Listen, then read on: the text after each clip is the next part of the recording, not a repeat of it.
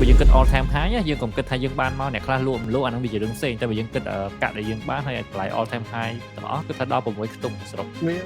ហើយគាត់ថាខ្ញុំអត់ដែលបានសរុបមកផងថានឹងឲ្យវាផាប់ហើយធ្វើការកន្លែងមួយបាន10ឆ្នាំចង់និយាយថាជាការងារទូទៅយើងទទួលយកបានសុវត្ថិចិត្តធ្វើហ្នឹងហើយខ្ញុំសូវ stress មួយមេគាត់មិនសូវ strict មិនសូវអីដែរនិយាយស្ដាប់មេគាត់បកទេសដូចឃើញទៅអាមេរិកហ្នឹងពាក់ព័ន្ធមួយការងារឬក៏តែលេងឯកជនយ៉ាងទៅការងារដែរ stress ណាសាក់ stress ចង់នឹងថាខ្លួនឯងញៀនសាក់ឲ្យញៀនតែខ្ញុំដាក់បន្តិចទេកាលហ្នឹងមកជាងដូចជា10-20ទៅមិនសាក់តែដឹងខ្លួនឯងញៀនមិនទូរស័ព្ទហ្នឹងគឺអង្គុយមើលអា1 minute ឆាប់តែអញ្ចឹងខ្ញុំក៏ចាប់អារម្មណ៍ដែរដោយសារខ្ញុំចាក់ទង security ចាក់ទង scan ចាក់ទងដាក់អ្នកអីខ្ញុំចាប់អារម្មណ៍ចូលចិត្តការហ្នឹងហើយខ្ញុំមិនឃើញ Bitcoin ប៉ុន្តែពេលហ្នឹងដោយសារតែមើលទៅអា Bitcoin ហ្នឹងវា associate វាពាក់ព័ន្ធនឹងរឿងគឺញៀនចាក់ទងដាក់អ្នកអីផ្សេងទៀតក៏អត់សូវហ៊ានប៉ះក៏អត់ចង់ស្រាវជ្រាវវាត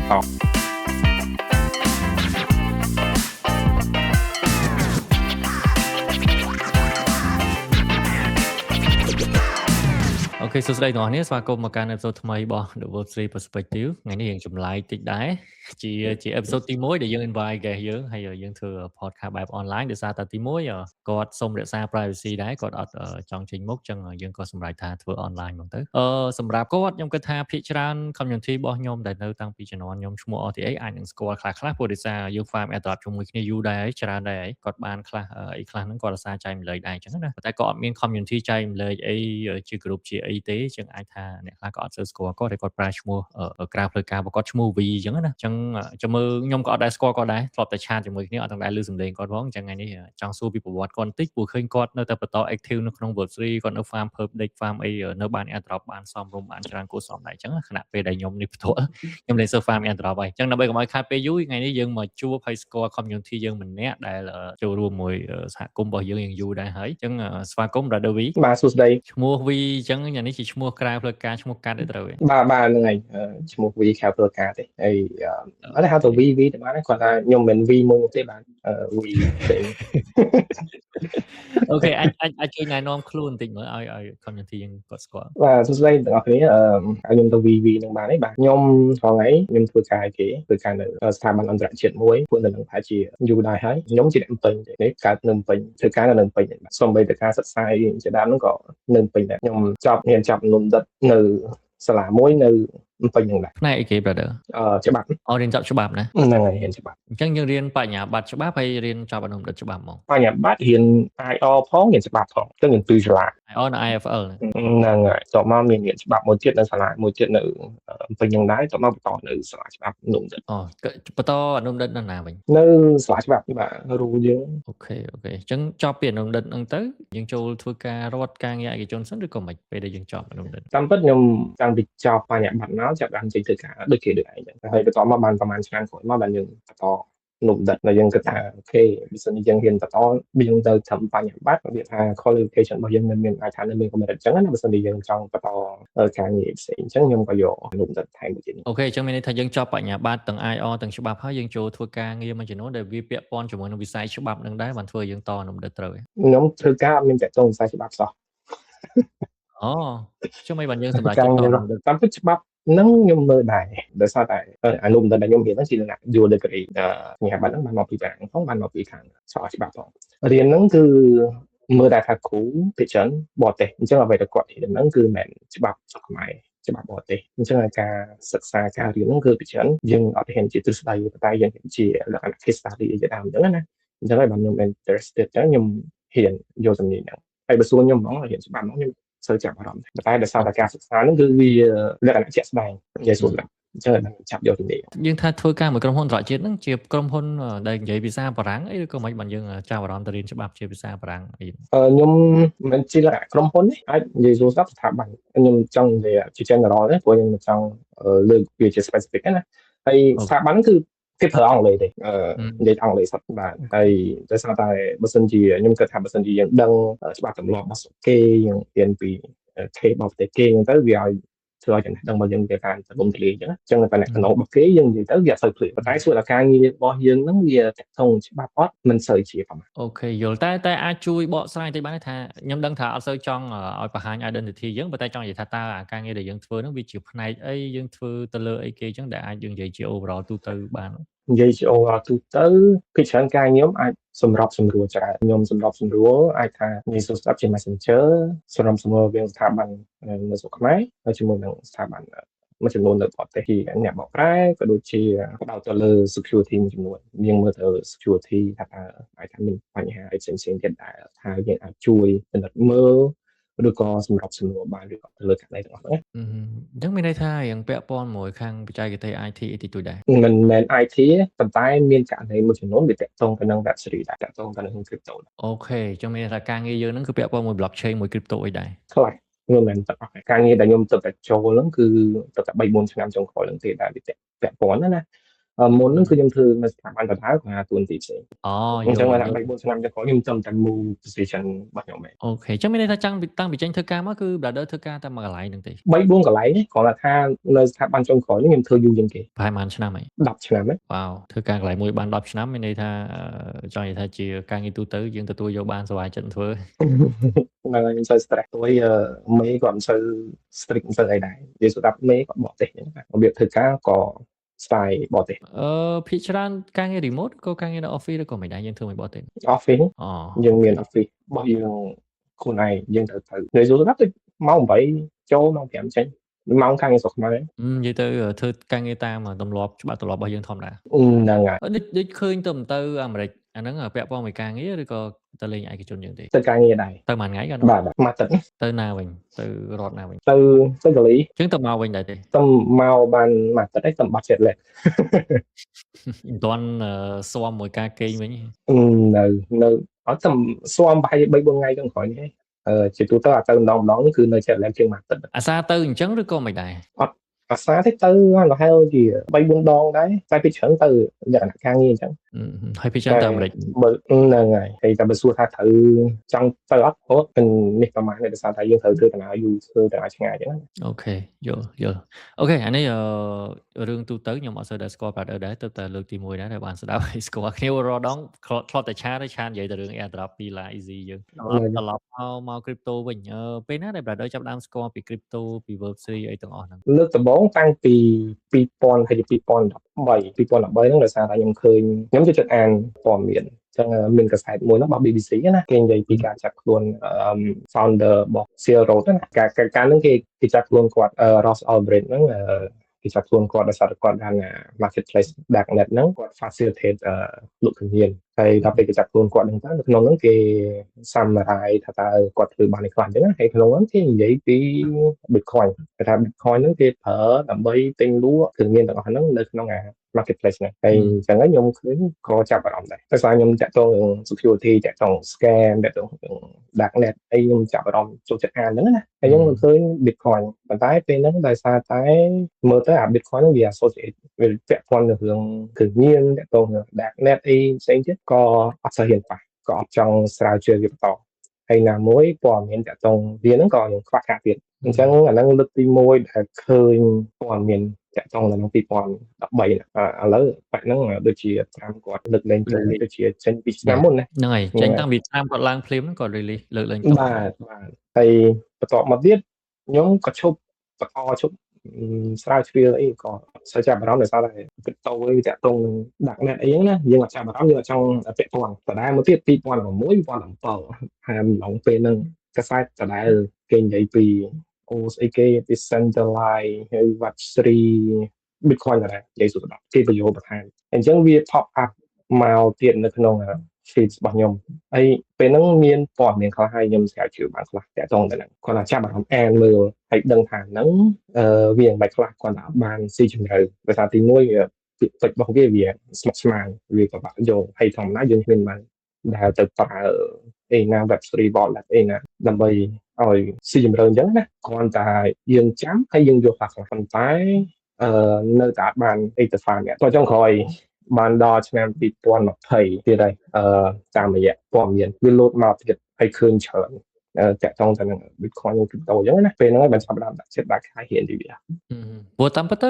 មុន2020ខ្ញុំគិតថាក៏អត់មានណានិយាយពី airdrop ពីអីទេព្រោះ airdrop ដូចជាជំនាន់ Uniswap តែខ្ញុំអត់ចាំតែ Uniswap តម្លាក់ឆ្នាំណាដែរដូចជាដំបូងគេមាន ENS មាន Uniswap តែតាមពិត airdrop ទៅមកផ្ទុះក្រោយពេល Arbitrum អី2022នេះទេហ្នឹងហើយថាហើយក៏កាលពេលហ្នឹងពេលដែលខ្ញុំរៀនហ្នឹងក៏មានទៅរៀនតែអង្គ airdrop អីដែរហើយយកអត់មានតែ farm មិនដែរគាត់ទៅពេលឆ្នាំ2020ហ្នឹងក៏ចាប់ផ្ដើមទៅរៀនហើយយល់ថាអាហ្នឹងជាអីគេគេ transfer អីរបៀបម៉េចធ្វើម៉េចបាននិយាយស្ដាប់ទៅអានអង្គុយអាន white paper របស់គេអញ្ចឹងណាដើម្បីគាត់ឲ្យយល់ថាស្អីគេទៅ Bitcoin ហើយមិនបានពេលគេប្រើហើយមិនបានទៅ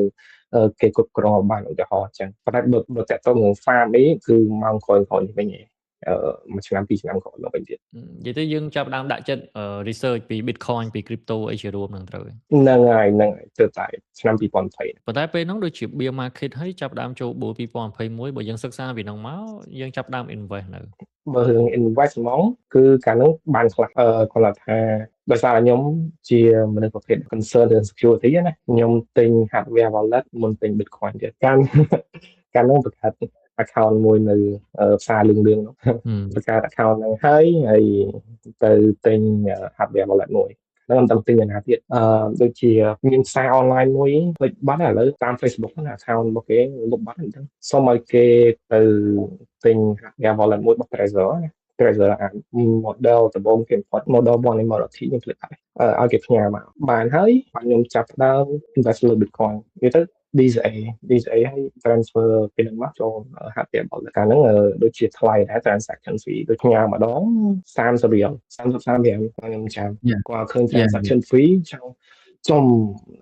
ទុកនៅផ្សារឬក៏ transfer ឬក៏មានមិនទេថ្លៃណាអញ្ចឹងគាត់ថាយើងទិញមកកញ្ចប់អញ្ចឹងហើយយើងមានលុយហើយ transfer ម្ដងកុំឲ្យដងតិច transfer អញ្ចឹងអត់ច្រើនណាចាប់ដើម DCA តាំងពីពេលហ្នឹងខ្លះហ្នឹងអូខេអញ្ចឹងមានន័យថាពេលហ្នឹងយើង research ហើយយើងរៀងយល់ពីរឿង DCA រឿងអីដែរនិយាយទៅយើងសម្រាប់ចិត្តថាធ្វើជា investor ហ្មងមិនមែន research ពី crypto ហើយចង់ធ្វើស្ថិរធ្វើអ្នកមានទិញ meme coin ចូល trade future អីទេអត់ទេមាន coin trade future អីគឺកាលហ្នឹងអត់គឺគ្រាន់តែយល់ពី DCA បាយអាតូមតិករយៈពេលមួយអាទិត្យប្រហែលមួយខែប្រហែលហើយដាក់ចូលហ្នឹងឲ្យវាថាយើងធម្មតាពេលហ្នឹងខ្ញុំធ្វើការគេគោលដៅរបស់ខ្ញុំគឺផ្ដោតទៅលើការងារច្រើនហើយដល់មានពេលអង្គុយគិតអញ្ចឹងដាក់ចូលទៅក្នុងផ្សារហ្នឹងឲ្យទិញខ្លួនឯងទៅ transfer មកក្នុងរយៈពេលថាមួយខែឬក៏ពីរខែម្ដងអញ្ចឹង DCA តាំងពីពេលហ្នឹងមកអូខេយល់វាចម្លែកដែរ story របស់ brother ព្រោះជាធម្មតាមិនថាអ្នកធ្វើការអ្នករកស៊ីទេប៉ុន្តែអ្នកដែលស្គាល់ crypto ដំបូងគឺគាត់ស្គាល់ដោយសារភាពពុះកជ្រោលនៃការចង់មានបានឃើញគេ Lambo ផ្ទះវិឡាធំៗអីពួកបរទេសតាម X តាម Twitter ជំនាន់នោះយើងហៅ Twitter អញ្ចឹងម្នាក់ចេះចូលមកចេះចង់ចំណេញឆាប់លឿនឆាប់មានឆាប់អីចឹងណាតែ brother ដូចជាអានេះជាអត្តចរិតរបស់យើងឬក៏យើងយល់ពី macro economic យើងយល់ពី investment អីបានធ្វើឲ្យយើងចិត្តរៀងស្ងប់ហើយគាត់តែចាប់ដើមភ្លាមចាប់ដើម DCA មកឬក៏មិនដែរទី1ដោយសារតែខ្ញុំមានទំនួលខុសត្រូវច្រើនអញ្ចឹងតាក់ទងរឿងការរកថោរឿងលុយខ្ញុំអានច្រើនហើយខ្ញុំស្ដាប់ច្រើនអញ្ចឹងខ្ញុំមានគោលបំណងមួយថាខ្ញុំចង់បាន financial independence ណាឯករាជ្យជាតិឬថាចង់ជប់ធ្វើការគេអញ្ចឹងបើសិនជាឃើញ Lambo ខ្ញុំអស់ម្ដងដោយសារខ្ញុំគិតថាពួកគាត់គ្រាន់តែ shield ឬក៏ពួកគាត់អ្នកខ្លះគាត់ share trading មកបានអូខេពីឲ្យចែកទៅខ្ញុំអត់ជឿអញ្ចឹងដើម្បីឲ្យបាន peace of mind របស់ខ្ញុំណាខ្ញុំចូលទៅ DCA ព្រោះខ្ញុំចង់បានហ្នឹងខ្ញុំមិនចង់បានថាទៅ trade ទៅទិញ meme coin ឡើងទោះ control តាមគេខ្ញុំចង់យកឡើងខ្ញុំទាញលុយស៊ូអញ្ចឹងហើយបានខ្ញុំជ្រើសយក DCA អូខេយល់ភ្លេចសួរ brother មានគ្រួសារនៅឬក៏នៅ single ទេមិនគិតថា single មានគ្រួសារហើយមានគ្រួសារហើយទេមានហើយអូខេមានកូននៅសុំលាក់សិនអូសុំលាក់សិនតែពេលដែលចាប់ផ្ដើមវីដេអូហ្នឹងគឺយើងមានគ្រួសារហើយត្រូវទេយើងមានទំនួលខុសត្រូវអូខេយល់ព្រោះធម្មតាអ្នកមានគ្រួសារគាត់រៀងប្រយ័ត្នប្រយែងរឿងលុយកាក់បន្តិចអញ្ចឹងអាហ្នឹងវាជារបស់មួយដែលជួយទប់ស្កាត់យើងដែរបាទត្រូវអញ្ចឹងចាយធម្មតាបើខ្លួនមួយគេមិនសូវអីទេខ្លួនមួយបើទៅទាំងអស់បើគាត់មានគ្រួសារគាត់ត្រូវបែងចែកថាអូខេចំណែកនេះមកត្រូវចាយអាចមានប៉ះពាល់ដល់បើសិនបើចំណែកនេះបាត់ទៅវាមានបញ្ហាដល់ប្រពន្ធឬក៏ប្តីឬក៏កូនអញ្ចឹងគាត់ត្រូវគិតច្រើនប៉ុន្តែបើសិនជាយើងមានគ្រួសារហើយយើងអត់ជាពិសេសបើសិនជាមានកូនហើយយើងអត់គិតដល់កម្រិតហ្នឹងខ្ញុំគិតថាយើងគួរតែងាកមកបន្តិចពិចារណាទៅក្នុងនឹងការចាយថាការបើយើងតិចអូខេយល់ប៉ុន្តែ Bitcoin ដែល brother DCA ពី2020មកហ្នឹងមានបានលក់យកប្រាក់ចំណេញខ្លះឬក៏ hold DCA ម្ដងឡើយកាលហ្នឹង DCA នៅហ្មងប្រហែលជាពាក់កណ្ដាល2020 តម្លៃដូចជា 4-5 ម៉ឺន DCA ហើយដល់ឡើង 6 ម៉ឺន នៅតែ DCA អញ្ចឹងហើយចូលមកទៅចាប់បានធ្លាក់មកពេញធ្លាក់អីដល់គិតថាអូយធ្លាក់អីលក់អីទេបន្ត DCA រហូតមកដល់ត្រឹម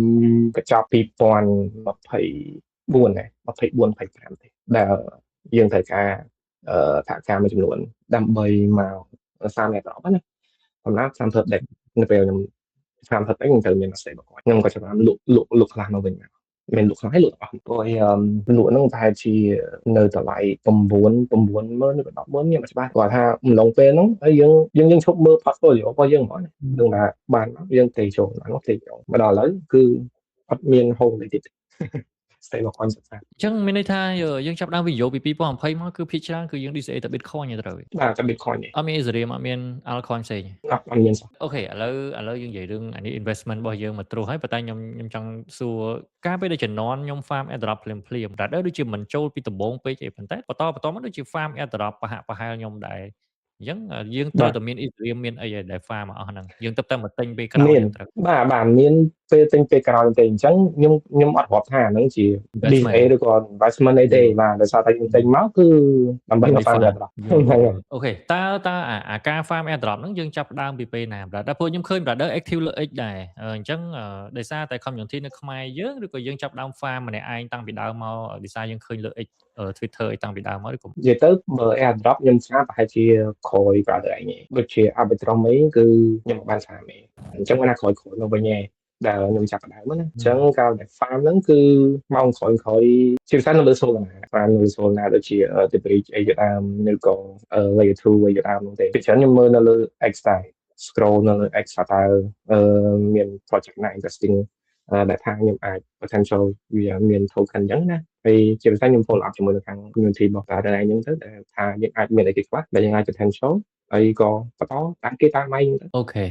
នៅកន្លែងនេះខ្ញុំសូមកាត់តិចដើម្បី summarize ឲ្យ community យើងយល់ដែរតាមពិត brother V ឃើញគាត់បាន airdrop ច្រើនទាំងអស់គ្នាខ្ទង់ពាន់ខ្ទង់ម៉ឺនប៉ុន្តែមួយរយៈក្រោយទេអាមុនក៏អត់សូវបានច្រើនទេឃើញ perp date ក្រោយនេះក៏បានច្រើនអញ្ចឹងថ្ងៃនេះខ្ញុំប្រហែលជានិយាយពីរឿង airdrop យើងច្រើនបន្តិចគ្រាន់តែថាអ្វីដែលពួកយើងជជែកគ្នានេះវាអាចនឹងយើងថាយើងហួសពេលបន្តិចក៏ថាបានដែរ narrative មួយហ្នឹងប៉ុន្តែ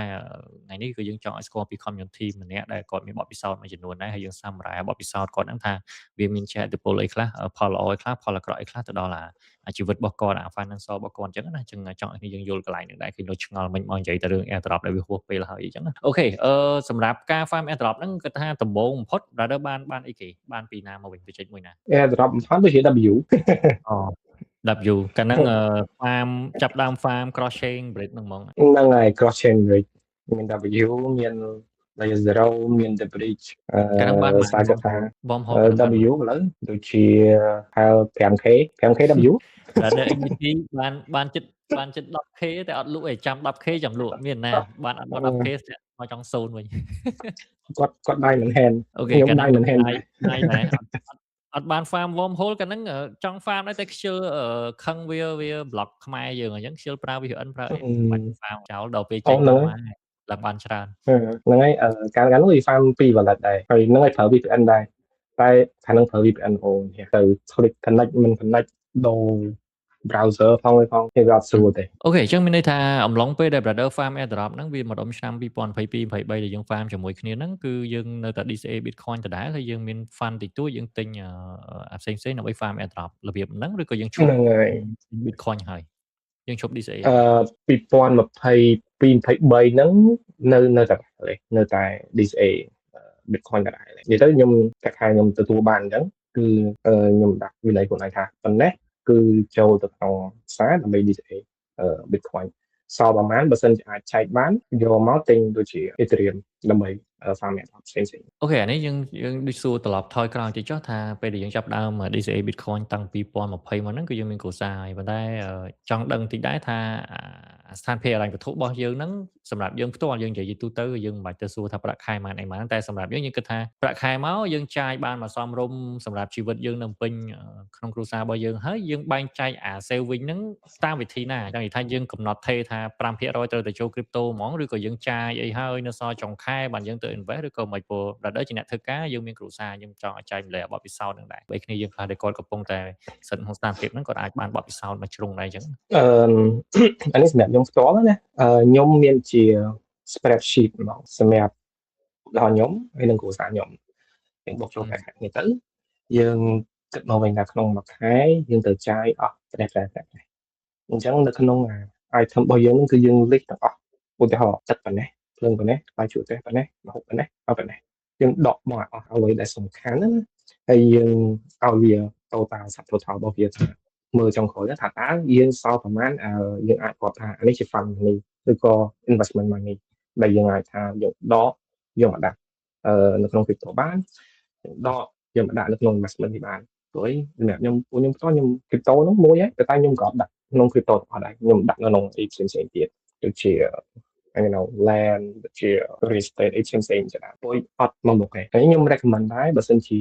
អ្នកនរនេះជាផ្សេងអ្នកមានគ្រួសារបើសិនជាអត់មានគ្រួសារក៏ដោយក៏គួរដឹងថាលុយដែលយើងបានមកទៅណាខុសកុំឲ្យអង្គុយបោកមកលុយចាយសល់ខែណាអាហ្នឹងគួរតែចាប់ផ្ដើមពីហ្នឹងមកដំបូងបានយើងអាចដឹងថាលុយយើងប៉ុណ្ណេះយើងអាចធ្វើឲ្យបានទៀតជាជំនាញបន្តអញ្ចឹងអូខេចាប់អារម្មណ៍ដែរអញ្ចឹងមានន័យថាគ្រួសារគាត់យល់ពី crypto គាត់ដឹងថា brother invest លើ crypto អីដែរឬក៏មិនគាត់ដឹងគាត់ថាឲ្យគាត់ស៊ីជំរឿថាអូអានេះ Web3 អានេះ wallet របៀបគាត់ interact គាត់ដឹងតែខ្ញុំប្រាប់គាត់ដែរតាក់ទងទៅនឹងថាខ្ញុំ this អីអញ្ចឹងរយៈពេលប៉ុណ្ណេះគឺខ្ញុំដកដាក់ចូលប៉ុណ្ណេះហ្នឹងគឺគាត់ដឹងហើយអាហ្នឹងគឺគាត់ឲ្យខ្ញុំ handle អូខេមានន័យថាគាត់មានទំនុកចិត្តលើយើងថាយើងមានចំណេះដឹងគ្រប់គ្រាន់ក្នុងការ research អា investment ទាំងអស់ហ្នឹងហើយគាត់ឲ្យយើងចាត់ចែងលុយកាក់ទាំងអស់ហ្នឹងទៅត្រូវទេបាទត្រូវអូខេព្រោះតាមធម្មតាអ្នកដែលអត់សូវយល់យើងពិបាកបញ្យល់គាត់តិចថានៅសុកទៅ ECA របស់មួយដែលគាត់កាន់បានប៉ះបានអីចឹងអាហ្នឹងខ្ញុំចង់ដឹងដែរនិយាយគ្នាមិនបានឲ្យគ្រួសារគាត់ទុកចិត្តឲ្យគាត់ជឿលើអាហ្នឹងហើយឲ្យហ៊ានឲ្យយើងយកលុយទៅ invest លើអាហ្នឹងទី1ខ្ញុំអាសាមុននឹងគាត់ចូលមកឲ្យ agree មួយខ្ញុំណាគឺខ្ញុំអាសានិយាយលេងប្រាប់គាត់បង្ហាញឆាបង្ហាញចេះ share អតិថលពីនេះពីនោះរបស់គាត់អញ្ចឹងណាអូខេអញ្ចឹងទៅតែច្រើនគាត់អានតែច្រើនគាត់មើលគាត់ស្ដាប់ហើយធម្មតាដល់ពេលជាពិសេសដល់ពេល bull market បើទោះបីយើងអត់ share នៅលើ feed របស់គាត់ក៏លួចមកខ្លះដែរអញ្ចឹងគាត់ចាប់ផ្ដើមមើលគាត់ចាប់ផ្ដើមយកកន្លែងណាមួយនៅកន្លែងធ្វើការរបស់គាត់មានអ្នកដែលគាត់ expose ទៅលើនឹងដែរអញ្ចឹងគាត់មិនមែនឮតែពីខ្ញុំផ្ទាល់ទេគាត់ឮពីខាងសហការីរបស់គាត់មកខ្លះដែរធ្វើការយល់អូខេយល់អានេះជាជំរឿសមួយល្អបទពិសោធន៍មួយល្អដែរមានន័យថាយើងក៏មិនទៅចាប់បខំគាត់ឲ្យយល់ភ្លាមៗដែរយើងចំណាយពេលមកចំនួនឲ្យសមរម្យហើយយើងអាសាជជែកគ្នាភាសាគ្នាប្តីពុតទៅគាត់ធ្វើឲ្យការ investment របស់យើងវារលូនទៅមុខដែរអូខេ good point មួយដែរសម្រាប់អ្នកដែលគាត់មានគ្រួសារគាត់ឆ្ងល់ថាទៅធ្វើមិនទៅប្រាប់ម៉ាក់ប៉ាទៅប្រាប់ប្រពន្ធប្តីអីឲ្យយល់បើអ្នកខ្លះក៏អត់យល់អានេះជារឿងមួយប៉ុន្តែក៏វាមិនមែនថាគ្រប់គ្នាអាចត្រូវតែមកយល់ឲ្យទុកចិត្តគ្នាទៅវិញទៅមកនោះដែរអាហ្នឹងវាអាស្រ័យទៅលើអត្តចរិតយើងពីដើមមករបៀបមិនអីចឹងចឹងនេះអាចជាជ្រុងមួយពី brother V ដែលគាត់ធ្វើអូខេអានេះយើងថយក្រោយឥឡូវយើងមកដល់រឿង airdrop យើងវិញអូខេអញ្ចឹងយើងចាប់ដើម farm airdrop ដូចជាមកដល់គឺចាប់ដើមចូល worm hole ចូល layer 0អីគឺប្រភេទ cross chain ហ្នឹងអស់ហ្នឹងវាចំណាយច្រើនបើតាមបទពិសោធន៍ខ្ញុំតើមូលហេតុអីបានយើងអត់សូវបាន airdrop បើខ្ញុំអត់សូវអីដោយសារខ្ញុំបាន airdrop គ្រាន់តែ arbitrum នោះវាខ្ទង់$1000ដែលយើងគិតថាអូអានេះជាប្រាក់ចំណេញមួយរបស់យើងអញ្ចឹងយើងហ៊ានយកអាលុយហ្នឹងទៅចំណាយលើ airdrop ផ្សេងៗដែលយើងអត់សូវបារម្ភអញ្ចឹងតែ brother មូលហេតុអីបានហ៊ានទៅ farm cross chain ភ្លាមៗទាំងយើងចំណាយ fee ចំណាយអីច្រើនបើសិនជាតាក់ទងទៅនឹង farm chain ដោយសារតែយើងបានរសជាតិស្គាល់ plus airdrop W ពី worm hole ហ្នឹងមកហើយណាអញ្ចឹងយើងគិតថាអូខេអញ្ចឹង cross chain ផ្សេងទៀតគឺក៏វាអាចដែរអញ្ចឹងសម្រាប់ខ្ញុំគឺខ្ញុំអត់ទៅ formal farm ទាំងអស់ទេយកលុយទាំងដងមកគឺចំណាយទៅលើ fee ដើម្បី burn ទាំងអស់អ្វីដែលយើង expect មកគឺថាខ្ញុំនឹងអូខេខ្ញុំនឹងចំណាយនេះ fee ប៉ុណ្នេះដើម្បី farm ទៅលើ project នេះបើសិនជា fee ហ្នឹងគឺផុតthreshold ដែលខ្ញុំកំណត់ណាគឺខ្ញុំជប់ហើយទុកធំប៉ុណ្ណាបើទោះបីជាឲ្យវា airdrop បានឬក៏បានតែទៅបានមកប៉ុណ្ណាក៏ប៉ុណ្ណានេះជាវិន័យមួយដែលខ្ញុំដាក់លើខ្លួនឯងអញ្ចឹងបើទោះបីជាបានតិចអូខេតាមនឹងទៅបើបានច្រើនអូខេយកហ្នឹងយើងកាត់ចំណាយរបស់យើងវិញថា យើងចំណេញបានប្រហែលបន្ទាប់ពីយើង burn fee របស់យើងហ្នឹងហើយអញ្ចឹងបានក្រោយមកទៀតដូចជាយើងបានខ្លះពី layer 0បានមកពី the bridge អីដើមទៅគេស្អាតហើយអស់នៅ burn to earn វាស្រួលដែរ burn to earn វាស្រួលដែរតែអានឹងចំនួនយើងវាថាចំពេលវេលាតែបើថាអ្នកមកក្រោយហ្នឹងហើយហ្នឹងក៏បាក់ហ្នឹងហើយហ្នឹងហើយយល់ចឹងមានថាយើងមាន rule របស់យើងមាន budget អាហ្នឹងយើងបើយើងនិយាយរឿង trade វាមាន SL មាន TP របស់យើងច្បាស់លាស់ដែរពេលណាយើងឈប់ពីណាតែបច្ចេកណាមួយដែលយើង burn លុយច្រើនឬក៏យើងខាតច្រើនទៅលើវាអត់បាន airdrop ដូចជា bridge ដូចជាអត់គឺច្រើនគឺចំណេញគ្រាន់តែថា 3x ឬក៏ 4x អាហ្នឹងវាស៊ីសងទៅលើ project ដែរហើយខ្ញុំបានច្រើនគឺ layer 0ហើយdebridge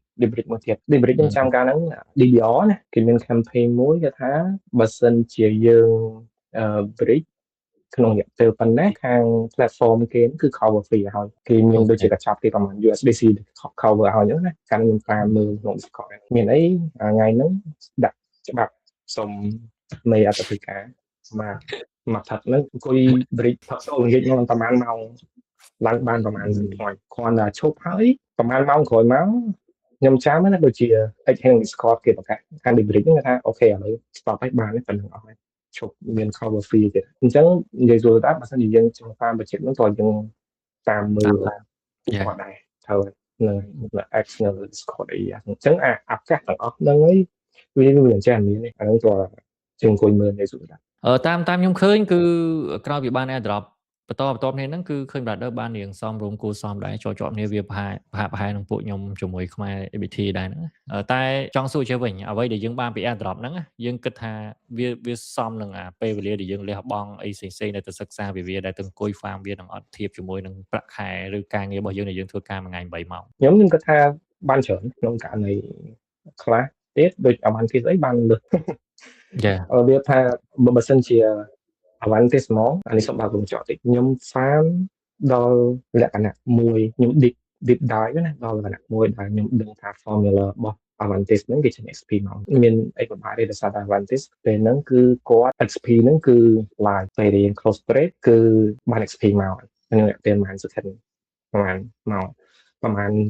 នាទីក្រោយមកយើងដឹងបាន XP ប្រហែលបើសិនខ្ញុំ farm គឺខ្ញុំបង្កើត spreadsheet មកកាច់ spreadsheet ខ្ញុំដាក់ថា position បើអីគេasset អីគេposition value ប្រហែលហើយបិទនៅពេលណាបានប្រហែលជា30-40 position feed ហ្នឹងទៅក្នុង ChatGPT និយាយទៅសួរនាំ chat ជាមួយនឹង ChatGPT ឲ្យវាមើល formula របស់វាហ្នឹងថាតើវាមិនអាមួយណា way ច្រើនជាង position គួរបានមកដំណាហើយវាទៅនៅដំណាដែលវាលេងឡើងអញ្ចឹងអាហ្នឹងខ្ញុំគិតថាបើសិនជាយើងចាប់អារម្មណ៍ណាមិនបាច់ថាអានេះនិយាយទៅ perfect ណាយើងគួរតែមាន spreadsheet មួយអូខេចាប់អារម្មណ៍ដែរអានេះមានន័យថាយើងដាក់ចិត្តដាក់កាយ farm ស៊ីជម្រៅដែរបើទាំងអស់គ្នាអត់យល់ទេពាក់ព័ន្ធមួយ perfect មានន័យថាយើង trade future នៅលើ web3 ទាំងអស់គ្នាយើងមិនមែនប្រើ centralized exchange ដូចជា centralized ផ្សេងៗដែលយើងធ្លាប់ស្គាល់អញ្ចឹងណាយើងប្រើ wallet ហើយយើងទៅ farm យើង trade future អញ្ចឹងប៉ុន្តែជាទូទៅអ្នកដែល farm បែបហ្នឹងដូចជា brother V ឬក៏ brother ខ្មែរ BT ដែលគាត់បាន airdrop ច្រើនធ្លាប់បាននៅលើ Lighter នៅលើ Avantis នៅលើ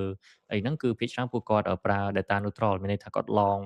នៅក្នុង public មួយគាត់ទៅ sort ក្នុង public មួយទៀតអាហ្នឹងបើយើងនិយាយសាមញ្ញពី strategy ស្ដាប់ទៅវាស្រួលប៉ុន្តែជាក់ស្ដែងនៅពេលដែលយើងធ្វើមែនតើក៏វាមិនមែនស្រួលអញ្ចឹងដែរយើងអាចច្រឡំយើងអាចភ្លេចដាក់ TP SL ខុសអញ្ចឹងទៅហើយជួនខ្លះដោយសារ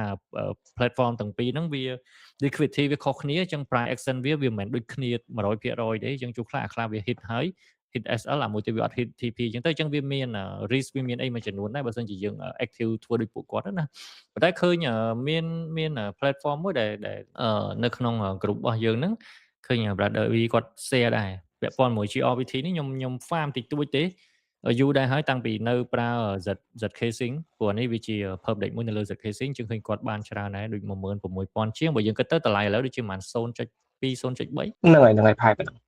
អញ្ចឹងថាបាន 3-4000 តែគាត់អានេះ lock ហើយ vesting ត្រូវហ្នឹងហើយ lock vesting ឡើងមួយឆ្នាំដូចជា3ខែគេ release ម្ដងហ្នឹងហើយអានេះជាគំរូមួយដែល brother V គាត់ធ្លាប់បានប៉ុន្តែ platform មួយនេះវាចង់និយាយថាវាចេញមកក្រោយវាយូរដែរហើយតាមពិតគាត់ធ្លាប់បានពីមុនគាត់អាសា share នៅក្នុង group យើងដែរជាពិសេសដូច Avantis អីបើតាមដឹងដូចជាខ្ទង់10000ទៅចង់លើស 20000 ទៀតត្រូវការបានតែ drop មួយប៉ុន្តែបន្ថែមពីនឹងបាត់វងចោតទៀតយើងបាន loss rebate ទៀត loss rebate ហ្នឹងក៏ច្រើនដែរ តែបើសិនយើងចង់នឹងថា loss rebate ហ្នឹងអាចថាខ្ញុំអាចបន្ថែមតទៀតឈប់ស្ដាប់អត់សូវបានក្រៅពី airdrop បានអីគេ loss rebate នៅលើ advantage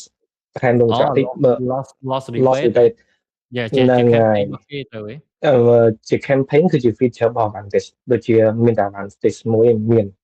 ខែហ្នឹងដូចជាអត់មានតែខ្ញុំ farm ហ្នឹងច្រើនដែរទៅលើ feature អានេះដោយសារជា campaign របស់ advantage ហើយមួយទៀតយើង farm ប្រភេទ data neutral ពេលខ្លះយើង farm funding rate ក៏បានខ្លះដែរវាបានពេលខ្លះចំណេញពេលខ្លះក៏ខាត funding rate ដែរត្រូវហើយនៅលើ advantage គឺអត់មាន funding rate គឺយើងត្រូវ pay fee រហូតអត់មាន fee ដែលយើងគេឲ្យយើងតែបើលើ platform ផ្សេងមានវាអាចឡើងវាអាចចុះវា advantage វាខាត់ក្នុងហ្នឹងថាយើងត្រូវ pay fee រហូតអញ្ចឹងបាត់ position បាត់ច្រើនក៏អត់ច្រើនទៅតាមហ្នឹងអូខេអានេះយើងនិយាយស៊ីជម្រៅទៅខាច់គ្នាយើងស្ដាប់អត់សូវយល់ដោយសារអត់សូវជាខ្ញុំជឿថា community យើងមិនសូវជាប្រើ perp ដែលច្រើនប្រហែលទេបើប្រើអាចប្រើត្រឹម platform ធំៗដូច hyper liquid មួយ Lighter អញ្ចឹងណាប៉ុន្តែនេះគាត់នៅប្រដៅគាត់ចែករំលែកបទពិសោធន៍គាត់ផ្ទាល់ថានៅពេលដែលគាត់យល់ពីអាហ្នឹងហើយគាត់ដាក់ចិត្តដាក់កាយ farm ហើយដូចគាត់ប្រាប់ដែរមិញ2024 2025ដូចជាលក់ Bitcoin ទាំងអស់ដើម្បីយក fund ហ្នឹងមកជា stable coin ដើម្បីសម្រុក farm perp ដែលទាំងអស់ហ្នឹងត្រូវទេ brother ហើយអញ្ចឹងមានន័យថាយើងជឿជាក់ទៅលើ airdrop ហើយយើងក៏ទទួលបាន airdrop ពីដើមមកច្រើនដែរដែលយើងគិតថាវាស័ក្តិសមនឹងកម្លាំងកាយកម្លាំងចិត្តហើយយើងហ៊ានចាយអាទុនរបស់យើងផ្សេងៗហ្នឹងយកមក farm perp deck ហ្នឹងសុទ្ធមកកាលហ្នឹងគឺសម្រុក farm perp deck មកលេង farm បច្ចេកផ្សេងៗហ្នឹងត្រូវបាទដោយសារតែ flop burn មកប្រហែលដង farm layer farm chain ដូចជា scroll លេខដាក់មើលយើងដាក់ raise បានប្រហែលលានបាន80លានហើយចុងក្រោយគឺ burn community ដូចជាបានតិចនេះសួរស្ដាប់វាអត់សមនឹងការដាក់ចិត្តដាក់កាយទៅ farm ចំណាយពេលទៅ farm របស់ហ្នឹងមិនមែនថា scroll ដូចជា chain ផ្សេងទៀតខ្ញុំភ្លេចបាត់នៅលើស្អីគេ Solana raise បាន60លានដែរអាហ្នឹងក៏អត់បានអីច្រើនប្រហែលដូចជាអស់ត្រឹម ZK Sync យើងគ្រាន់បើទេអាហ្នឹងបើអ្នកសម្រុក farm ខ្លាំងតែពីបន្ទាប់ពីហ្នឹងមកគឺ L2 វាលែងសូវបាន airdrop អីច្រើនទៀតហើយបាទហើយអញ្ចឹងក្រោយៗមកទៀតទោះបីជាឃើញគេថាដាក់ថា raise បានប្រហែល100លានឥឡូវក៏ខ្ញុំអត់មើលហើយស្គាល់បើថាអាចស្គាល់ចូលទៅប្រើនេះអាចស្គាល់ថាវាមានគេមានអីខ្លះអញ្ចឹងណាបើមិនសិនយើងចង់រៀនចង់មើលនឹងថាវាមាន feature គេខ្លះមាន application អីខ្លះនៅលើ chain ហ្នឹងថាលឿនបណ្ណាស្រួលប្រើបណ្ណាហ្នឹងចូលទៅមើលទៅតែឥឡូវហ្នឹងបើឲ្យទៅ farm អត់ទេអូខេពេលហ្នឹងមូលហេតុអីបានយើងចាប់ដើម farm perp deck យើងដូចជាអត់បាន hyper liquid ទេត្រូវទេអត់បាននេះហើយក៏ស្ដាយដែរយើងចាប់ដើមដូចជាពី lighter ទៅត្រូវហ្នឹងហើយចាប់ដើមពី lighter ទៅអញ្ចឹងបើចាប់ដើម pivot និយាយបើសិនជាចាប់ដើមឈប់ farm chain មកចាប់ដើម farm perp deck ពី hyper liquid ទៅអាចជាបានច្រើនដោយសារតែឃើញដែរតែអត់ farm ឬក៏មិនអត់ farm ហ្មងកាលនោះនៅជាប់ farm chain នៃ 2ហើយអញ្ចឹងឯណាមួយដោយសារខ្ញុំមិនមែនឆ្នាក់ trade អញ្ចឹងដល់ពេលឃើញ perp deck នោះ scroll past អត់ចាប់អារម្មណ៍ហ្នឹងយល់អារម្មណ៍ហ្នឹងយើងអត់ farm ក៏ដោយសារអញ្ចឹងដែរអារឿងយើងគិតថាយើងអត់ trade ហ្នឹងអញ្ចឹងទៅជាខ្ជិល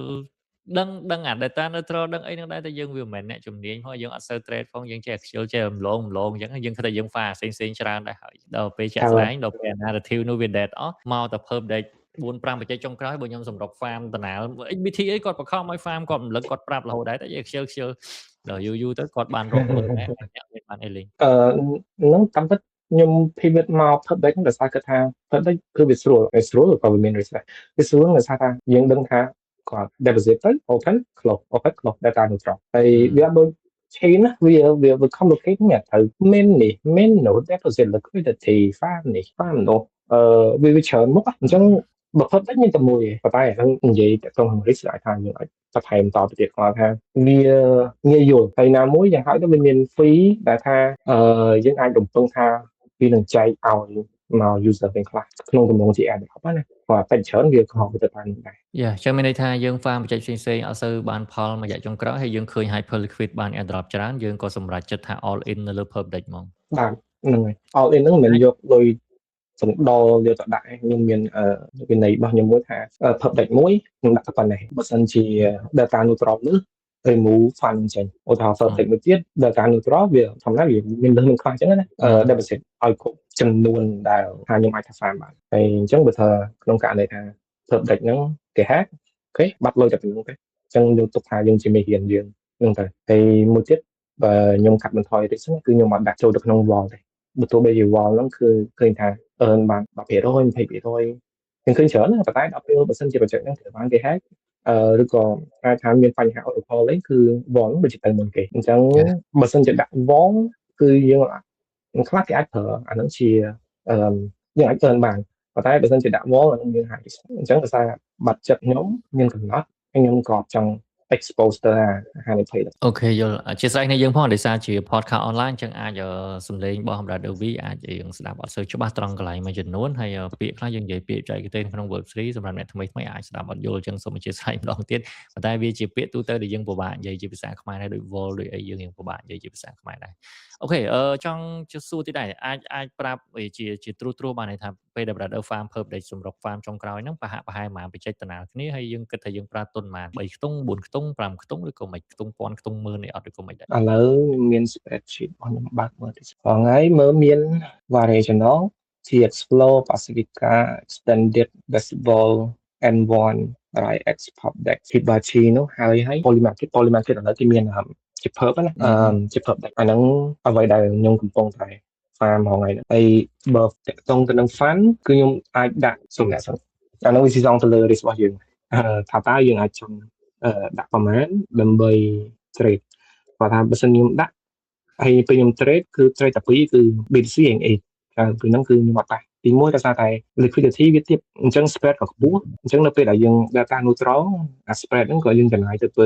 លើនឹងក៏រៀងច្រើនដែរ BTC ETH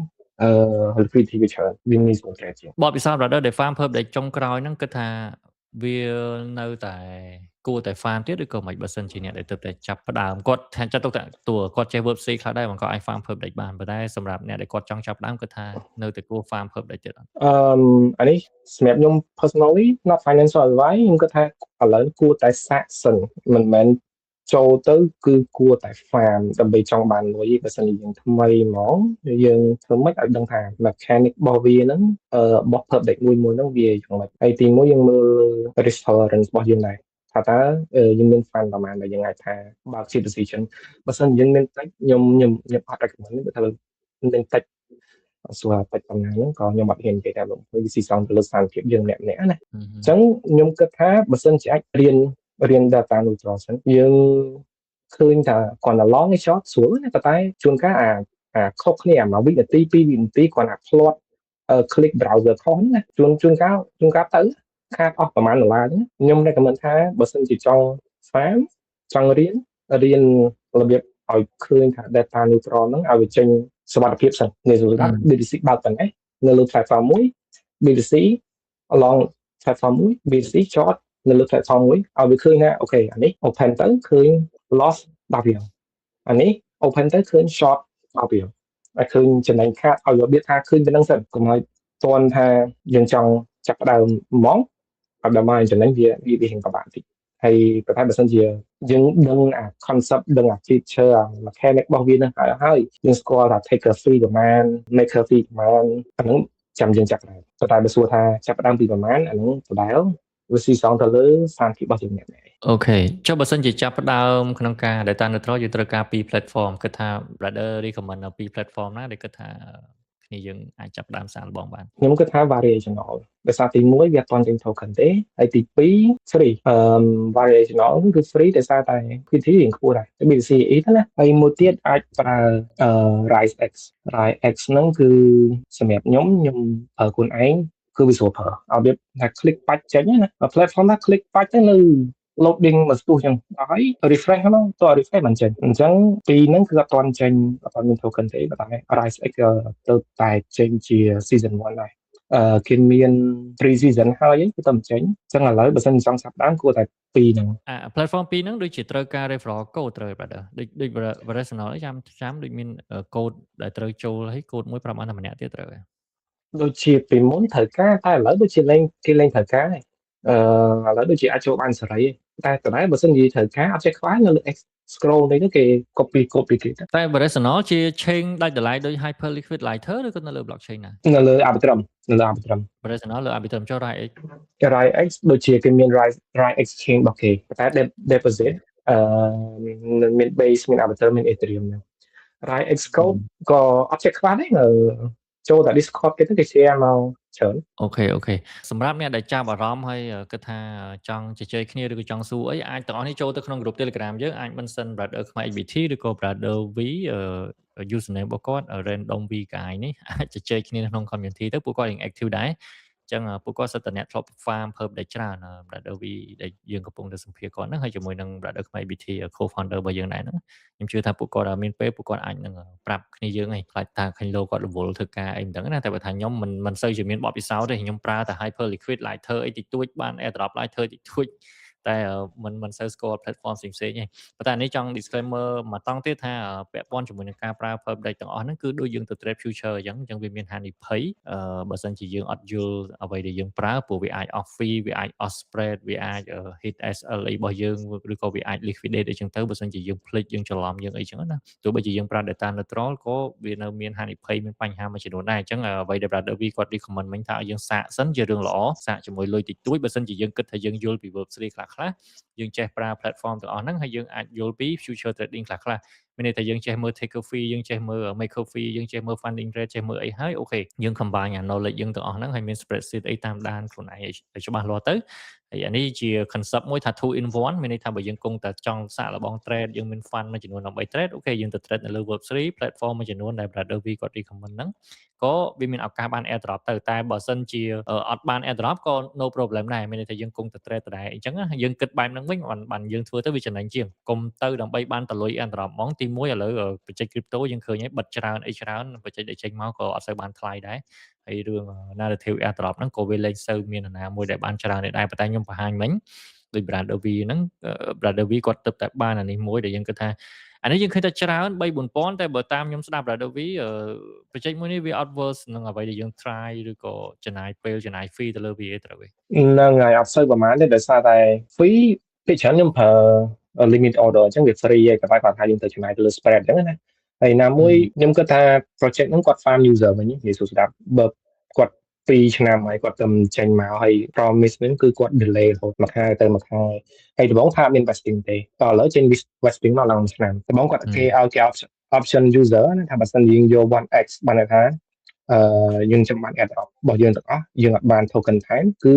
ថ្ងៃ TGE ជាងបានដល់ឥឡូវមិនដឹងយ៉ាងម៉េចចេញ vesting មកចេញមួយឆ្នាំបើទោះបីជាខ្ញុំខ្លួនឯងខ្ញុំអត់យក vesting ហើយអញ្ចឹងដល់ពេលគាត់ដូរពាក្យសម្ដីរបស់គាត់អញ្ចឹង delay ផងអីផងអញ្ចឹងខ្ញុំគិតថាអូខេយកលុយហ្នឹងហើយ move on ឥឡូវយកលុយអត់កាត់ទេចុះ vesting យ៉ាអញ្ចឹងអានេះចង់ឲ្យទាំងអស់គ្នាឃើញថានៅពេលដែលយើង farm ច្រើនបច្ចេកជាពិសេសអ្នកដែលមានបទពិសោធន៍ farm តាំងពីជំនាន់មុនយើង farm DeFi យើង farm blockchain យើង farm Perp Deck អីក៏ដោយទី1គឺមិនមែន farm តាមមួយបច្ចេកពីរបច្ចេកទេទី2គឺចំណាយទុនចំណាយ fee ចំណាយអីមួយចំនួនចំណាយពេលវេលាខ្លះដែរហើយតើតែយើងយល់ overall ទូទៅហើយយើងត្រៀម risk management របស់យើងដែរមានន័យថាបើយើង farm ទៅវាខាតពេលវាខាតលុយអីមែនយើងអាចទទួលយកបានឬក៏យើងអាចបានអាផ្សេងទៀតយើងបានច្រើនយកមក cover អ្វីដែលយើង loss ហ្នឹងទៅដូចជាជាក់ស្ដែងពួកខ្ញុំដែលធ្លាប់ farm ពីមុនមកវាអត់សូវចោតជាបញ្ហាទេប៉ុន្តែសម្រាប់ airdrop ឥឡូវនេះបើនិយាយជាទូទៅមកសួរខ្ញុំហ្មងថាគួរតែ farm អត់សម្រាប់ខ្ញុំសឹងថាគុំដាក់ចិត្តដាក់កាយដើម្បី farm airdrop ប៉ុន្តែបើយើងចង់រៀនសូត្រយើងចង់សាកល្បងអាហ្នឹងអត់អីទេព្យាយាមទៅប្រើប្រាស់ Web3 ទៅយើងប្រើ Centralized Exchange ខ្លះយើងប្រើ Perp Deck ខ្លះអីខ្លះដើម្បីយើងយល់ពី Web3 យើង breed យើង swap យើងប្រើប្រាស់ future trading នៅលើ Web3 អាហ្នឹងក៏ជារឿងល្អដែរអានេះជាបទពិសោធន៍ពីខ្ញុំទៅណាតែ brother អាចបញ្ជាក់កន្លែងហ្នឹងតិចបានន័យថាបើសិនជាគាត់អ្នកថ្មីហ្មងតើគិតថាគួរលើកទឹកចិត្តឲ្យគាត់ទៅប្រើឬក៏ទៅ farm airdrop អស់ហ្នឹងអាហ្នឹងដដែលស៊ីសងថាយើងជាបុគ្គលវាមិនថាតើយើងចូលចិត្ត trade អត់បើសិនជាយើងចូលចិត្ត trade ហើយយើងចូលចិត្ត farm airdrop អាចថាអូខេយើងប្រើ Perp Deck ទាំងអស់ហ្នឹងទៅយើងក៏អាចថាគុំទៅប្រើ Centralized Exchange ព្រោះវាសូវចំណេញបានទេវា liquidity នៅក្នុងវាច្រើនគាត់ថាតែភាគនៅក្នុងក៏វាច្រើនគាត់ថាពេលយើងប្រើទៅយើងអត់ដឹងថា feature ទាំងអស់ហ្នឹងឬក៏experience របស់យើងតាក់ទងទៅនឹង Web3 ហ្នឹងក៏វាអត់សូវប្រហែលដែរដូចយើងដឹងមួយចំនួនអ្នកខ្លះគាត់ប្រើនៅលើ Centralized Exchange ច្រើនតែសួរបបច្រើនការប្រើ wallet ត្រូវដោយគាត់អត់ចេះខ្ញុំមានមិត្តភក្តិខ្ញុំមួយចំនួនដែលគាត់ឈប់ហ្មងតាំងពី bull market 2021ហ្នឹងមកឥឡូវហ្នឹងគឺគាត់កំពុងចោលWeb3 crypto អីអស់ហ្នឹងគាត់ប្រើ Centralized Exchange ហើយសួរថាឥឡូវវាមិនក៏គាត់លែងចេះប្រើដែរអញ្ចឹងហើយបើសិនជាយើងបើសិនយើងចង់ប្រើចង់ farm recommend ថាដំបូងរៀនសិនទៅវាចេះប្រើ wallet ថាយើងអាចប្រើរបៀបមិនខ្លះហើយយើងមាន fund អត់យើងហ៊ានស្គាល់ខ្លួនឯងថាតើយើងមនុស្សរបៀបមិន long term investor trader farmer ឬក៏របៀបមិនយើងមានពេលវេលាគ្រប់គ្រាន់អត់ថាតើ risk management របស់យើងកម្រិតណាយើងមានគ្រួសារយើងមានកូនយើងមានប្តីឬក៏ប្រពន្ធដែលយើងត្រូវ take care អត់ ពេលវេលារបស់យើងត្រូវតែស្គាល់ខ្លួនឯងសិនបានយើងអាចដឹងថាតើយើងគួរទៅដើរចំណុចមួយណាហ្នឹង brother បើយើងគិតទៅចាត់ទុកថាយើងអ្នកមានចំណេះដឹងសមរម្យដែរយើងចេះភាសាអង់គ្លេសយើងធ្វើការនៅក្នុងក្រុមហ៊ុនបរទេសអីចឹងយើងមានគូសារហើយយើងក៏យល់ពី Web3 ស៊ីជម្រៅយើងប្រើច្រើនយើងបាន airdrop អីច្រើនដែរប៉ុន្តែជារួមមកវិញអ្វីដែលយើងមើលឃើញពី crypto តែយើងមើលឃើញរបៀបមិនវិញព្រោះឥឡូវនេះឮថាលក់អស់ហើយ hold តែ stable coin ហើយនឹង farm airdrop ខ្លះៗទេតែយើងលែងខ្វល់មក investment នៅលើ crypto ហើយឬក៏យើងរងចាំដល់គិតថាវាធ្លាក់ថ្លៃខ្លាំងជាងនឹងទេបានចាប់ដើម DCA វិញឬក៏យ៉ាងម៉េចសម្រាប់ខ្ញុំដោយសារតែខ្ញុំ expose បានប្រហែលជា5-6ឆ្នាំហើយខ្ញុំគិតថាឲ្យ invest DCA វិញខ្ញុំប្រហែលជាអត់ទេដោយសារតែឥឡូវខ្ញុំគឺត្រូវការ stable coin ដោយសារឥឡូវខ្ញុំ all in ទៅលើ public ហ្នឹងសម្រាប់ខ្ញុំ cash is king ដល់ពេលយើងត្រូវការលុយជាក់ស្ដែងត្រូវការក្រៅណាលក់ stable coin របស់យើងដើម្បីយកត្រូវការហើយដូចខ្ញុំប្រាប់ share ពីខាងដើមហ្នឹង investment របស់ខ្ញុំគឺមិនមែននៅក្នុង crypto ហ្នឹងឯងអញ្ចឹងទី1 farm airdrop ខ្ញុំគិតថាជា investment ហើយខ្ញុំចំណាយពេលចំណាយ fund ខ្លះដើម្បីមក farm ហើយទី2ខ្ញុំក៏ចែកម្លែកខ្លះយក fund ហ្នឹងយកមក investment ខាងក្រៅដែរអញ្ចឹងខ្ញុំគិតថាបើ DCA ទៀតប្រហែលជាអត់ទេតែបើគួរជា farm ទៀតអត់បើសិនជាមានពេលខ្ញុំនឹង farm តទៀតនៅតែ research នៅតែតា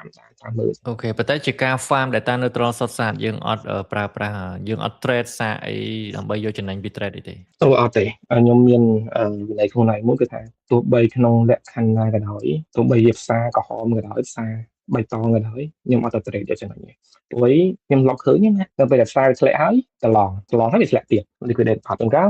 បើឃើញផ្សារហ្នឹងវាឡើងហើយខៀវហើយទៅ short ហើយវាឡើងទៀតដាច់ទៀតហើយខ្ញុំសាក់ trade ណា trade ចង់ដឹងថាខ្លួនឯងយ៉ាងម៉េចញៀនសាក់ឲ្យញៀនតែខ្ញុំដាក់បន្តិចទេកាលហ្នឹងmargin ដូចជា10-20%ដើម្បីសាក់ប៉ុន្តែដឹងខ្លួនឯងញៀនមិនទូរស័ព្ទណាគឺអង្គុយមើលអា1 minute chat មកយល់អញ្ចឹងយើងដឹងខ្លួនថាអូតែបានអញ្ចឹងឈប់តាំងពីពេលហ្នឹងអញ្ចឹងសម្រាប់យើងមានន័យថាយើងសឹងតែ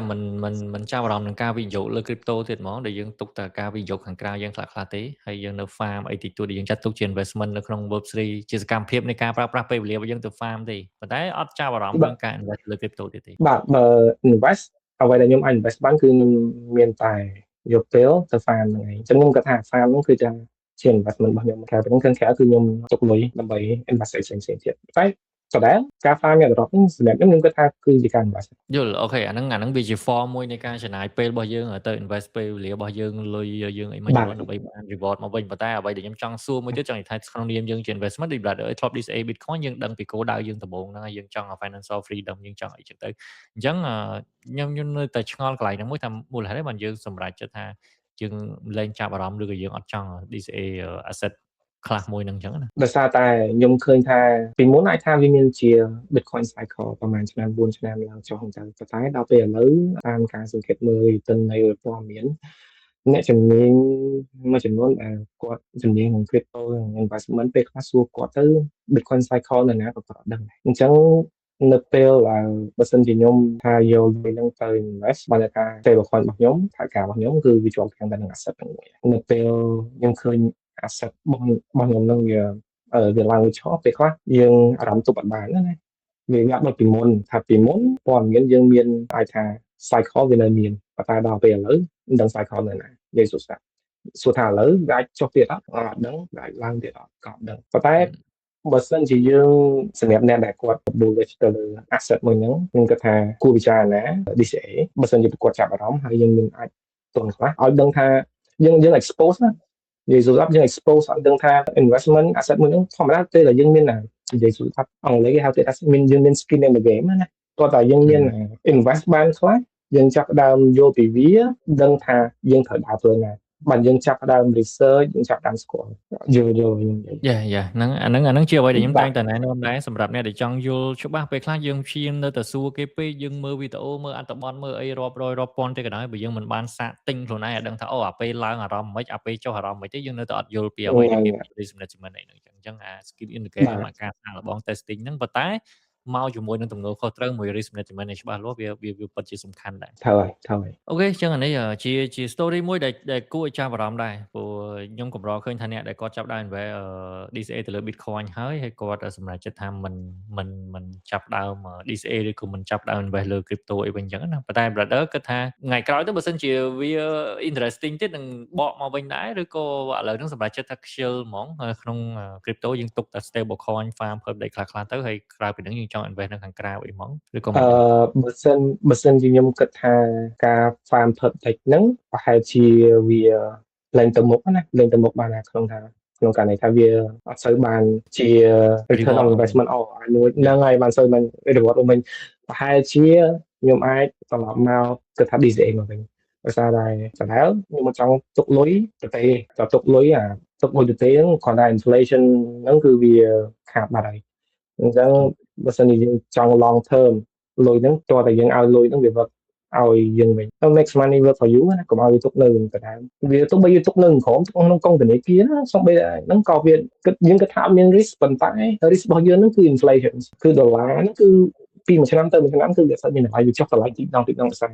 ទីព្រីនអញ្ចឹងស្គាល់ខ្លួនឯងស្គាល់ពី risk step ម្ដង step អត់ថាយើងគួរដើរទៅផ្លូវណាអញ្ចឹងណាចុះ stock អីព្រោះឥឡូវ stock on chain ច្រើនដែរអត់មានចាប់អារម្មណ៍ invest លើ stock លើអត់សម stock ក៏សួរ product ណា XBT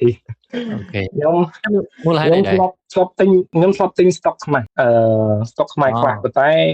ហ្នឹងហើយដូចខ្ញុំធ្លាប់ share ហ្នឹងណាប៉ុន្តែដោយសារតែវាអត់ convenient ពេលចង់ទិញម្ដងតើទៅធនាគារដើម្បីទៅ deposit លុយណាមានពេលណាទៅដើម្បីអាចទិញបានអញ្ចឹងហើយជំរឿនមានដូចជាកាលហ្នឹងដូចជា10មាន10 5 10ដែលយើងអាចទិញបានណាជំរឿនតិចអត់ convenient វាអត់មាន app វាមានគាត់ថាវា user friendly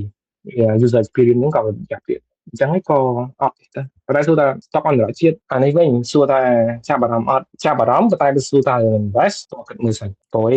បើខ្ញុំ invest តើតែអង្គុយភាសាមួយខាងគ្រូសាស្ត្រខ្ញុំសិនដែរដាក់នេះមិនដែរបើ stock សម្រាប់គាត់ក៏គាត់អត់ចាប់អារម្មណ៍ដែរធម្មតាបើលុយយើងលុយម្នាក់វាមិនអីណាទៅដាក់បានតែសម្រាប់លុយរួមត្រូវអង្គុយភាសាហ្នឹងអូខេចុះឥឡូវភាគច្រើនលុយយើងគិតថានៅណាលុយដែលយើង invest នៅ real estate នៅណាច្រើនជាងនៅ real estate ភាគច្រើនហ្នឹងហើយគិតថាអញ្ចឹងតែទៅអង្គុយបូកទៀតលុយច្រើនពេកលុយច្រើនពេកដឹងនៅណាខ្លះអូខេចឹងនេះជា story មួយ interesting ដែរហើយ episode ទី1ដែលយើង invite គេតែយើងជជែកមួយគេបែប online អញ្ចឹងម្ដងទៀតអធិស្ឋាននេះយើងបើសិនជាមានបញ្ហារំខានសំឡេងអីតិចតួចអញ្ចឹងណាជាបទពិសោធន៍មួយដែលចង់ឲ្យទាំងអស់គ្នាស្គាល់ community យើងដែរជាពិសេស community ចាស់ៗមួយចំនួនទោះបីជាគាត់អត់មានគោលដៅក្នុងការ sharing ក្នុងការបង្កើត community អីក៏ដោយតែពួកគាត់សារ active នៅក្នុង group Telegram របស់យើងដែរអញ្ចឹងអ្នកខ្លះក៏ស្គាល់អ្នកខ្លះក៏អត់ស្គាល់អញ្ចឹងយើងគិតថាពេលដែលគាត់មានបទពិសោធន៍ណាមួយចំនួនដែលអាច sharing បានគឺព្យាយាម invite ពួកគាត់មក share ដែរប៉ុន្តែដែលធ្លាប់គិតថានឹងមាន community មានអីដើម្បីចែកម្លែកអីអត់ពួកយើងបានផលច្រើនគួរសមដែរអាចសរុបថាអញ្ចឹងវិញ airdrop ដែលយើងបានមកបើខ្ញុំមួយ XBT ក៏សរុបមួយគ្នានឹងថាវាខ្ទង់5ខ្ទង់ឯដែរវាក្បែរទៅ6ខ្ទង់អានោះបើយើងគិត all time high យើងកុំគិតថាយើងបានមកអ្នកខ្លះលក់មិនលក់អានោះវាជារឿងផ្សេងតែបើយើងគិតកាក់ដែលយើងបានហើយតម្លៃ all time high ទាំងអស់គឺថាដល់6ខ្ទង់ហើយសរុបវាប្រហែលគ្រាន់ថាខ្ញុំអត់ដែលបានសរុបមកផងគាត់ថា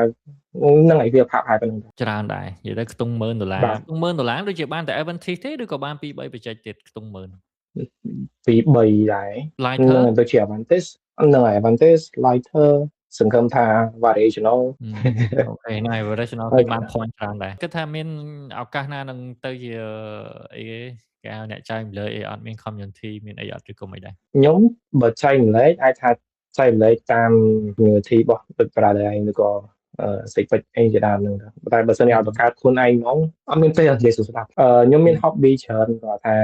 hobby ដែលខ្ញុំចូលចិត្តធ្វើគឺវាកម្រិតទៅតាមនោះដែរអញ្ចឹងពេលខ្លះខ្ញុំចង់ burn out បន្ថែមទៅលើការចែកម្លែកអញ្ចឹងគាត់ថាបើសិនជាចែកម្លែកខ្ញុំពេលទៅសេក៏ត្រូវអង្គុយគិតដែរមិនអង្គុយគិតភ្លាមកាត់ pace មកភ្លាមទេអញ្ចឹងពេលខ្លះ reward ច្រើនក៏វាពិបាកក្នុងការចែកម្លែកណាខ្ញុំមិនចង់ចែកម្លែករបៀបលក្ខណៈថាអត់ផុតពីដៃ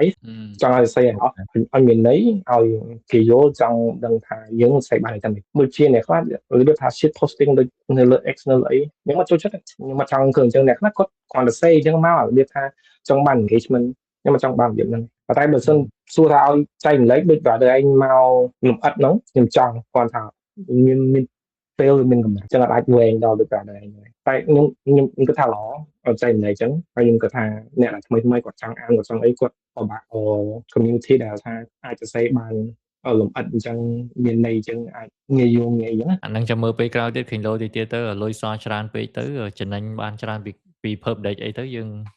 ងទៅជា freedom យើងចាំបង្កើត community មួយចាំមាន portfolio 7ខ្ទង់ចាំចូល portfolio 7ខ្ទង់ disappear ខ្ញុំបិទ social ទាំងអស់បណ្ដាលេងទៅ cruise ដូច ABT និយាយដែរថាទៅដល់6 7ខ្ទង់រត់បាត់ហើយមិនបាច់ roll គាត់ទៀតហើយអូខេអញ្ចឹង95គេស្រីឲ្យជជែកគ្នាលេងសើច1ម៉ោងជាងដែរយើងជជែកគ្នានេះបាន learn ខ្លះពី brother ដែរព្រោះខ្ញុំដូចនិយាយចឹងអត់សូវស្គាល់គ្នាអត់ដែរជួបគ្នាទេតែ brother ថាធ្លាប់ទៅចូលរួម event ហើយតែដោយសារយើងអត់ដែរចេញមុខខ្ញុំក៏អត់ដែរស្គាល់អញ្ចឹងអត់ដឹងគាត់មួយណាទេអញ្ចឹងជាលើកទី1ដែលបានជជែកសួរនាំបញ្ហា personal របស់គាត់មួយចំនួនហើយបទពិសោធន៍របស់គាត់មួយចំនួនហើយជា story មួយដែលសម្រាប់ខ្ញុំវា interesting តិចដែរព្រោះបើមើលទៅគាត់មិនស៊ីជម្រៅពេកតែក៏មិនមែនជាអ្នកដែលអត់យល់អីដែរគាត់ប្រើប្រាស់ web ស៊ីច្រើនដែរប៉ុន្តែផ្នែកកំណត់ investment ក៏ម្យ៉ាងព្រោះគាត់មានគូសារគាត់មានទំនួលខុសត្រូវមួយចំនួនអញ្ចឹងអានេះសង្ឃឹមថាជាកំណត់មួយជ្រុងសម្រាប់ទាំងអស់គ្នាយកទៅពិចារណាខ្លួនឯងព្រោះវាអត់មានវិធីណាត្រូវទេរឿង investment រឿង trading រឿងលុយកាក់នេះមួយវាអត់មានវិធីណាដែលថាស្ដាប់អ្នកនេះទៅនិយាយមក10ចំណុចយើងត្រូវតែ follow 10ចំណុចតាមគេទៅខ្លះជាអ្នកមានខ្លះជាអ្នកជោគជ័យដូចគេដែរវាអត់មានទេព្រោះបទពិសោធន៍ម្នាក់សង្គមដែលយើងនៅជុំវិញខ្លួនយើងវាខុសៗគ្នាអញ្ចឹងព្យាយាមស្ដាប់ឲ្យច្រើនទៅយកកំណត់មួយជ្រុងណាល្អសម្រាប់ដែលយើងយកមក apply ខ្លួនឯងបានអាហ្នឹងក៏យើងព្យាយាម apply តាមនឹងជាក់ស្ដែងទៅ brother មានអីចុងក្រោយសម្រាប់ community យើងចុងក្រោយខ្ញុំមាន3ចំណុចទី1បើសិនជាយើងគិតថាមក farm airdrop យើងគិតថាអូគ្រាន់តែ click បានលុយខ្ញុំគិតអញ្ចឹង reward វាមានតែ risk ក៏មានដែរយើងគួរតែរៀន manage risk ខ្លួនឯងណាទី2សូមលើកទឹកចិត្តឲ្យអ្នកនរគ្នាពង្រឹងភាសាអង់គ្លេសរៀនអង់គ្លេសកុំចោលណាចាក់ចង់ទៅនឹងព័ត៌មានផ្សេងៗបើសិនយើងត្រូវ research អង់គ្លេសវាជាស្ពានមាន concept មួយចំនួនដូចជាមានដែលជាភាសាអង់គ្លេសដែលថាបកប្រែមកគឺវាអត់យល់ណាអញ្ចឹងបើសិនជាអ្នកនរគ្នាអាចថាយើងទៅនឹងអង់គ្លេសរបស់ខ្លួនឯងថែមទៀតយើងអាចស៊ីជម្រៅទៅលើនៅឯកសារឬក៏ការទំនាក់ទំនងផ្សេងៗទី3ចុងក្រោយចង់ឲ្យអ្នកនរគ្នាថែរក្សាសុខភាពខ្លួនឯងណាព្រោះយើងគិតថាសុខភាពអត់សំខាន់យើងអត់ឈឺអត់អីវាល្អគ្រាន់តែថាយើងបើសិនជាយើងសុខភាពល្អ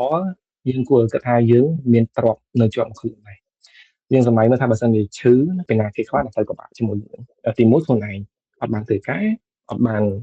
សារមានត្រប់យើងត្រូវការហ្វានទី2អ្នកនៅគ្រួសាររបស់យើងគាត់ត្រូវមកមើលអត់មិនសិនឈឺធ្ងន់លុយដែលខំរកតក់មកតើណាមើលជំងឺខ្លួនឯងអញ្ចឹងថែរក្សាសុខភាពញ៉ាំទឹកឲ្យបានច្រើនទេបានច្រើនសម្រាប់ខ្ញុំខ្លួនឯងផ្ទាល់ខ្ញុំហាត់ប្រាណថ្ងៃហើយញ៉ាំទឹកក៏ច្រើនដែរ2 3លីត្រហ្នឹងទៅហើយបើចូលគេងវិញ10កន្លះយូរបើទោះបីជា airdrop អីធ្វើ farm អីបិទសិនកុំព្យូទ័រចាំឲ្យខ្ញុំគិតទៀតអញ្ចឹងខ្ញុំមានតែប៉ុណ្្នឹងទេអូខេ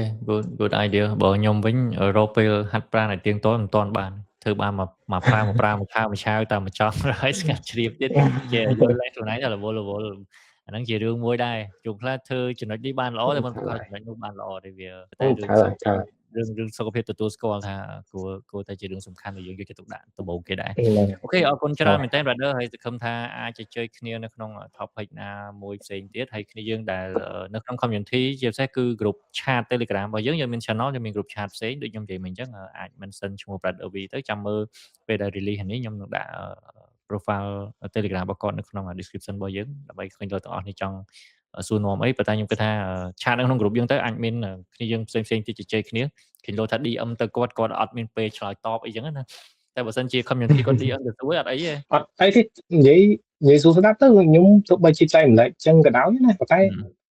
មកឃើញមានកណ្ដាលទីមក DM សួរថាបងធ្វើបែបគេហ្វាមិនអីមានចាប់អារម្មណ៍អត់យូរមានមួយអត់ទេខ្ញុំដឹងថាមូលហេតុអីព្រោះ brother សរសេរអង់គ្លេសសុទ្ធអត់ដែរសរសេរខ្មែរអូស្មានតែបរទេសហ្វុយអ្នកខ្លះយកពេលខ្មែរពេលខ្ញុំសរសេរ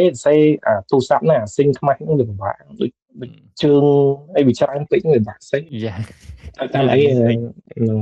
ព្យាយាមសេខ្មែរថែមចែកលើកថែមហ្នឹងអូខេអរគុណច្រើនហើយជូនពរឲ្យបាន airdrop ច្រើនបើ ជាក់ស្ដែងខ្ញុំឥឡូវលេង farm អីទៀតហើយដូចអត់មានបច្ចេកណាដែលត្រូវតាមដានចាំឲ្យ drop អីទៀតទេហ្នឹងហើយហើយពេលបានចាំ drop ផងជួយ congratulation គ្នាព្រោះធ្លាប់បាន drop ខ្លួនឯងដឹងតែពេលបាន drop វា surprise វាអីដែរការមក drop ច្រើនសប្បាយមាន community ដែរតែមករយៈក្រោយនេះយើងវាលែងមានអីទៀតអីដែលគិតថាអ្នកទូទៅអាចធ្វើបានណាតែពិតភើបដែលវា special case បន្តិចវាមិនថាគ្រប់គ្នាងាយស្រួលទៅតេស្តទៅធ្វើទៅយល់អីចឹងវាពិបាកសូម្បីតែខ្ញុំខ្លួនឯងយើងគិតថាយើងអាចធ្វើបានយើងមិនទាន់ធ្វើខ្ជិលធ្វើអត់ហ៊ានធ្វើចឹងទៅវាមានរឿងច្រើនមែនតើចឹងខ្ញុំគិតថាវាមិនមែនស្រាប់ទេប៉ុន្តែអ្វីដែល brother ចែកម្លែកហើយខ្ញុំក៏ធ្លាប់ធ្វើ episode មួយ brother BT គាត់ចែកម្លែកខ្លះៗដែរសង្ឃឹមថាគ្នាយើងដែលចាប់អារម្មណ៍អាចសិក្សាតាមដំណើរហ្នឹងទៅហើយប្រុងប្រយ័ត្នខ្លួនឯងផងអូខេអរគុណច្រើនមែនតើ brother ដែលចំណាយពេលដ៏មានតម្លៃព្រោះដូចជាយើងជាប់ធ្វើការដែរត្រូវហ្នឹងថ្ងៃនេះតែសុំច្បាប់អូខេអរគុណច្រើនមែនតើអរគុណច្រើនដែលចំណាយពេលហើយសង្ឃឹមថាគ្នាយើងដែលស្ដាប់មកដល់ចប់នេះអាចទទួលបានអីមួយពី brother V ដែលគាត់មានបទពិសោធន៍នៅក្នុង Web3 ហើយជាអ្នកដែលធ្វើការដូចគ្នាដែរគាត់ប្រាប់ហើយតែគាត់ធ្វើការដែរទេហើយគាត់មានគោលសារមានអីប៉ុន្តែគាត់មានទម្លាប់ធ្វើគ្រប់គ្រង budget ទម្លាប់គ្រប់គ្រង investment របស់គាត់ដូចជាច្បាស់លាស់ដែរជាអ្នកដែលចូលចិត្តប្រើ Excel ប្រើ spreadsheet ដើម្បីគ្រប់គ្រងលុយគ្រប់គ្រងទិន្នន័យដែរអញ្ចឹងអានឹងជាបទពិសោធន៍ល្អមួយដែលគ្នាយើងធ្វើអីក៏ដោយ investment តាក់ទងមួយលុយ trading អីផ្សេងក៏ដោយគួរតែមានតារាង Excel គួរតែមាន spreadsheet គួរតែមានគេហៅjournal របស់យើងឲ្យច្បាស់លាស់អញ្ចឹងណាដើម្បីយើងងាយស្រួលតាមដានខ្លួនឯងអូខេអញ្ចឹងជជែកគ្នាក្នុង group បន្តទៀតថ្ងៃក្រោយបាទអរគុណច្រើនសិនជាពេលដែលបាន drop ច្រើនជាងហ្នឹងចាំមើលហៅចូលមក episode ទៀតឲ្យចែកម្លែក drop បន្តទៀតអូខេតាមមើលចាស់ស្ដាយអរគុណច្រើនបាទជម្រាបលាទាំងអស់គ្នាបាយបាយជួបគ្នា episode ក្រោយ